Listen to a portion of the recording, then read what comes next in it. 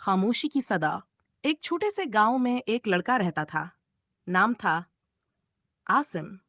बचपन ही से वो दूसरों की खुशी में खुश रहता, लेकिन जब उसकी बारी आती तो हर कोई खामोश हो जाता। आसिम हंसता था, लेकिन अंदर से टूटा हुआ था। एक दिन उसने अपनी माँ से पूछा, माँ, लोग मेरी मुस्कुराहट को पसंद क्यों करते हैं, लेकिन मेरे आंसुओं से नजरें चुरा लेते हैं। माँ ने नम आंखों से जवाब दिया, बेटा, दुनिया उन्हें देखना चाहती है जो मजबूत हों, टूटे हुए लोग उन्हें डरा देते हैं। आसिम ने वो दिन याद रखा, और इसके बाद इसने कभी किसी के सामने रोया नहीं। वक्त गुजरता गया, चेहरे पर हंसी बाकी रही, मगर दिल की दीवारें खामोशी से गिरने लगीं।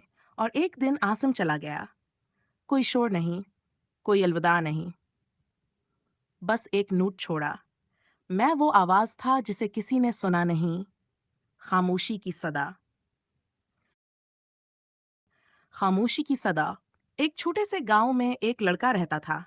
नाम था आसिम। बचपन ही से वो दूसरों की खुशी में खुश रहता, लेकिन जब उसकी बारी आती तो हर कोई खामोश हो जाता। आसिम हंसता था, लेकिन अंदर से टूटा हुआ था।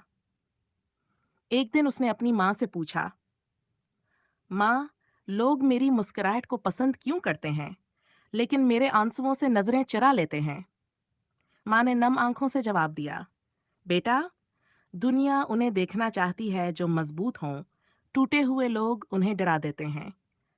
आसिम ने वो दिन याद रखा, और इसके बाद इसने कभी किसी के सामने रोया नहीं। वक्त गुजरता गया, चेहरे पर हंसी बाकी रही, मगर दिल की दीवारें खामोशी से गिरने लगीं। और एक दिन आसिम चला गया। कोई शोर नहीं, कोई अलविदा नहीं, बस एक नोट छोड़ा। मैं वो आवाज था जिसे किसी ने सुना नहीं। खामोशी की सदा।